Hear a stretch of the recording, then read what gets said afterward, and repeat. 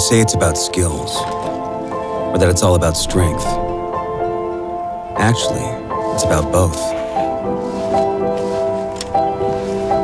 Being an arborist is also about respect for the laws of nature, that is, and about listening, not just to what nature has to say, but to the colleagues up there with you, and the ones keeping you safe down on the ground. It's about reading, too. Reading the trees, to studying how branches grow up to the sky and how roots go down through the soil. It's an interesting story.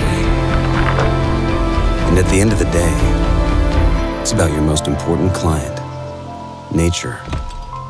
Do your job right, and it's sure going to thank you.